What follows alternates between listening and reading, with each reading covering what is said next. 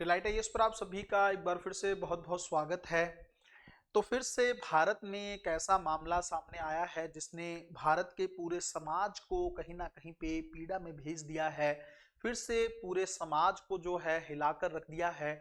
नोएडा के एक क्षेत्र में एक 28 साल की महिला को, एक लड़की को फिर से जिंदा जला दिया है और उसका कारण आप लोग बहुत अच्छे से जानते हैं, दहेज रहा है ना। और सिर्फ जलाया नहीं गया, उससे पहले बहुत बुरे तरीके से मारा पीटा गया। उसके उसके बच्चे के सामने, उसकी बहन के सामने उसके साथ इतने बुरे तरीके से मारपीट करना, फिर उसको जिंदा जला देना। और ये सब होने के बाद भी थोड़ी सी भी शर्म महसूस ना करना, अपनी चीजों को लेकर या अपनी गलती को फील ना करना, ये भारतीय समाज की आज की सच्चाई है। पूरे मैटर को गहराई से जानने का प्रयास करेंगे, किस तरीके से भारत का समाज अब आगे जा रहा है और क्या करने की जरूरत है ताकि इस तरह की घटनाओं को रोका जा सके। सबसे पहली चीज तो मैं आपको थोड़ा सा किस्सा बता देता हूं। 28 साल की एक लड़की जिसका नाम निकी है ना। शादी होती है उसकी एक व्यक्ति के साथ और उसको काफी ज्यादा दहेज ऑलरेडी दिया जाता है ना। स्कॉर्पियो गाड़ी से लेकर लाखों रुपए कैश देना, फिर सोना देना। उसके बावजूद भी उस व्यक्ति की जो है भूख नहीं थमती है। ना केवल उसकी बल्कि उसके परिवार की दहेज की जो भूख है वो लगातार बढ़ती रहती है। उसकी बहन भी, जो उस लड़की की बहन होती है, वो भी उसी रिश्तेदारी में रहती है वहीं पे, है ना। उसके पति भी उसके साथ सही से ट्रीट नहीं करते हैं। दोनों बहनों को लगता है कि चलो इनकी जो दहेज की भूख है या पैसे की भूख को शांत करने के लिए या अपने आप को थोड़ा इंडिपेंडेंट करने के लिए क्यों ना ब्यूटी पार्लर या ये सब चीजें खोल दी जाएं, है ना। हर कोई चाहता है अपने आप को थोड़ा सा सेल्फ डिपेंडेंट करना। तो किया गया और वो थोड़ा सा उस काम को, जो भी उनका पार्लर का वर्क था, उसको प्रमोट करने के लिए रील्स बनाने का वर्क वो लोग करती रही। इसके इस चीज को लेकर भी परिवार खुश नहीं था और खास करके उन दोनों के हस्बैंड जो थे वो इस चीज से एग्री नहीं करते थे। ये बात इतनी बढ़ती चली गई, फिर पंचायत को बुलाना पड़ा। पंचायत ने जो रील्स का और पार्लर बंद करवा दिया, है ना। पर टकराव बंद नहीं हुआ। धीरे धीरे दोनों लड़कियों को लगा कि हमें पार्लर फिर से शुरू करना चाहिए। और जिस दिन उन्होंने ये कदम फिर से उठाने की कोशिश की, उसी दिन जो है निकी के पति ने उसको बहुत बुरे तरीके से मारा। और उसकी वीडियो जो है उसकी बहन ने बना ली। बहुत बुरे तरीके से मारा गया और उसी को कहीं ना कहीं पे ज्वलनशील पदार्थ डालकर उसको जिंदा जला दिया गया, जिंदा जो है जला दिया गया। और इस तरह की 3 जो वीडियो हैं वो सोशल मीडिया पर वायरल हो गई। क्योंकि जो उस लड़की का परिवार था उसने ऑलरेडी उनकी बहन को बोल रखा था कि अगर कभी कोई ऐसी घटना हो तो आप प्रूफ जरूर रखना, क्योंकि लोगों को बताने के लिए और खास करके पुलिस को डील करने के लिए कुछ प्रूफ हमारे पास या पुख्ता सबूत होने चाहिए। तो उस पुख्ता सबूत के तौर पर वो वीडियोस आई और वो वीडियो जब सोशल मीडिया पर वायरल हुई तो लोगों में बहुत ही ज्यादा आक्रोश बढ़ गया, पुलिस पर भी दबाव बढ़ा। पुलिस ने तुरंत कार्रवाई करते हुए आरोपी को पकड़ने की कोशिश की।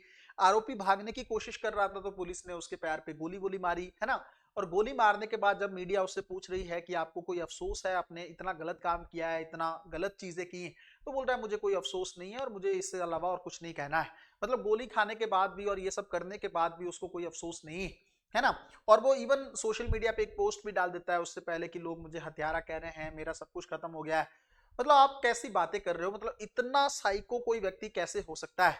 सबसे पहला मेरा सवाल ये है कि भारत के समाज में इस तरह की घटनाएं आखिर कब तक होती रहेंगे, है ना। कुछ दिन पहले हम लोगों ने मनीषा हत्याकांड को लेकर बात देखी, किस तरीके से एक लड़की को मार दिया जाता है। उससे पहले कोलकाता में इस तरह की घटनाएं देखने को मिली।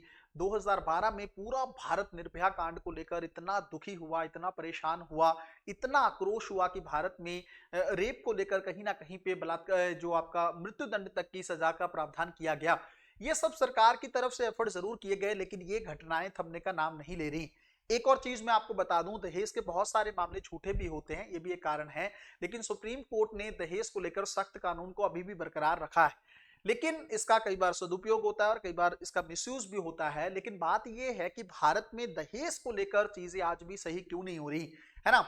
एक समय था जब भारत में डाउरी को लेकर बहुत सारी बातें होती थी कि देना चाहिए, लड़की का ये हक है, ये है, वो है।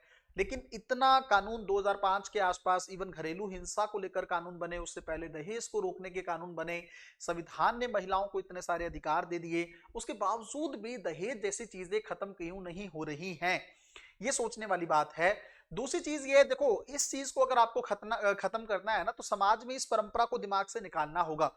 जब तक समाज ये माइंडसेट लेकर चलेगा कि नहीं लड़की के साथ दहेज देना जरूरी है, तब तक इसमें सुधार नहीं हो सकता, चाहे कानून और सरकार या शासन कुछ भी क्यों ना कर ले।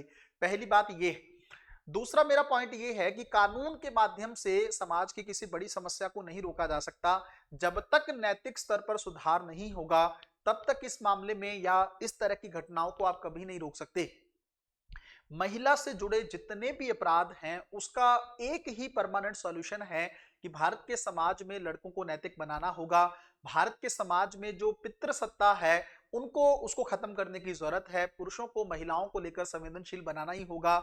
हम लोग सिर्फ उनको देवियों के रूप में पूजा करके ही ना दिखाते रहें, सच में समाज में किस तरीके की उनकी पूजा होनी चाहिए, उनको जो वैल्यू मिलनी चाहिए वो वैल्यू जरूर दी जाने की जरूरत। महिला ने कभी नहीं मांगा कि मुझे ज्यादा से ज्यादा अधिकार मिले, वो ये जरूर कहती हैं कि मुझे इक्वलिटी का अधिकार होना चाहिए, मुझे समानता मिलनी चाहिए। और इस तरह की घटनाएं तो कम से कम नहीं होनी चाहिए। इतना भी किसी चीज को लेकर क्या भूख है कि आप किसी को पैसों के लिए जिंदा जला दे रहे हो, उसका बच्चा उसके सामने है, इवन आपका भी वो बच्चा है, फिर भी आपको तरस नहीं आ रहा है। उसकी बहन के सामने, अपने ही परिवार के लोगों के सामने, इवन उनकी माँ को भी मारपीट करते हुए देखा गया है। तो कम से कम लड़का गलती करता है तो परिवार को उसको रोकने का प्रयास करना चाहिए। परिवार भी अगर उसके अंदर इन्वॉल्व हो रहा है तब तो फिर बहुत ही बुरी बात। और देखिए, एक और चीज मैं आपको बताता हूं, ये किसी गांव देहात का मामला नहीं है। जैसे मान लो जहां पर लोगों को उतनी एजुकेशन नहीं है, या मान लो वहां पर चीजों को, कानून को लेकर समझ नहीं है, अपडेटेड सोसाइटी नहीं है। लेकिन अब तो ये नोएडा तो इससे ज्यादा अपडेटेड और क्या होगा। यहाँ पर भी अगर आप रहकर इस तरह की मानसिकता रखते हो, दहेज को लेकर रखते हो, या औरत को कहीं ना कहीं पे गुलाम बनाने की प्रवृत्ति रखते हो, ये तो बहुत गलत बात है ना। तो सरकार ने, हालांकि आपको पता है यूपी में योगी जी की सरकार है, तो न्याय होना तो बिल्कुल जो है इसके बिना, इससे कम बात होगी नहीं। पुलिस बहुत एक्टिव है और होना भी चाहिए। पुलिस की तरफ से ये कहा भी गया है कि वो जितना एफर्ट कर सकते हैं करेंगे, ताकि ये कहीं ना कहीं पे एक एग्जाम्पल सेट हो सोसाइटी में कि अगर आप इस तरह की घटना करते हो तो आपका क्या और कितना बुरा परिणाम हो सकता है। इसको लेकर हमेशा डर आपको रहना चाहिए। लेकिन मेरा मानना अभी भी ये है कि अगर अपराध सिर्फ कानून से या डर से रुकते ना, तो कब के रुक गए होते। तो फिर क्या करने की जरूरत है? सबसे पहली चीज तो जो है ना, माता पिता को एक कदम उठाने की जरूरत है कि वो थोड़ा सा समय अपने बच्चों को दें, है ना। आज के अगर आप जनरेशन में देखोगे तो माता पिता जो हैं खुद सोशल मीडिया पर इतने इन्वॉल्व हैं, जॉब के चलते ना माँ बच्चे को समय दे पाती है, ना पिता दे पाता है। बच्चे को फोन के साथ छोड़ दिया जाता है, तो वो फोन के साथ अटैच होता होता ऐसे मारधड़ वाली गेम सीखता है, वायलेंस वाली चीजें सीखता है। सबसे पहले तो आप उनको समय देने की जरूरत है। दूसरा, माता पिता अपने लड़के की किसी भी गलती को इग्नोर ना करें। जब वो छोटे टाइम में अपनी बहन के साथ बदतमीजी करता है या ऊंची आवाज में बात करता है, उसी टाइम पे उसको रोकने की कोशिश करनी होगी। अगर आप उसकी गलती को एक बार नजरअंदाज कर देंगे, तो फिर वो सारी जिंदगी उस चीज के साथ जिएगा, उस मेंटेलिटी के साथ जिएगा। तीसरी चीज ये है कि भारत में एक समय में संयुक्त परिवार प्रथा हुआ करती थी।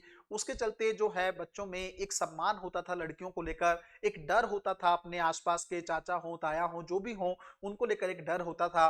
अब जो है एकल परिवार जो है उसका चलन ज्यादा देखने को मिल रहा है, तो उसके चलते भी चीजें खराब हो रही हैं। तो परिवार की भूमिका को फिर से भारत में बढ़ाने की जरूरत। चौथे स्तर पर एक काम आप लोगों को करने की जरूरत है, या सरकार को, वो ये है कि स्कूल के स्तर का जो पाठ्यक्रम है या सिलेबस है, उसके अंदर नैतिक मूल्यों के पाठ को ऐड करना होगा, मोरल वैल्यूज को ऐड करना होगा। बच्चों को फोन से हटाकर माता पिता के साथ बैठना सिखाना होगा। जो आपको पता है सोशल मीडिया से जो कनेक्टिविटी होती है, उससे ज्यादा जो आप कहीं ना कहीं पे मिलकर सामने से दोस्त बनाएं, उनसे बात करें। मोरल वैल्यू ही एकमात्र सॉल्यूशन है, जो मैं हमेशा से आपको कह रहा हूं। इंडियन सोसाइटी एक समय पर एथिक्स उसमें एथिकल हुआ करती थी, और भारत के नैतिकता के मानदंडों को दुनिया अपनाती थी। लेकिन आज भारत का समाज बहुत ही ज्यादा गर्त में जा चुका है। कदम उठाने की जरूरत है, समझने की जरूरत है। महिला को भी कहीं ना कहीं पे एक वस्तु की तरह ना समझकर, उसका भी इक्वल राइट है इस धरती पर, इस घर पर, हर चीज पर। कहीं ना कहीं पे वो सम्मान की हकदार वो है, और चाहे वो आप उसको किसी भी तरीके से दिलवाएं, ये बहुत ज्यादा समय की जरूरी मांग है ना, जिसको जल्द से जल्द किए जाने की जरूरत है। मिलते हैं अगली वीडियो में, तब तक अपना ध्यान रखें, अपनी पढ़ाई को बहुत अच्छे तरीके से करते रहें। बहुत बहुत धन्यवाद।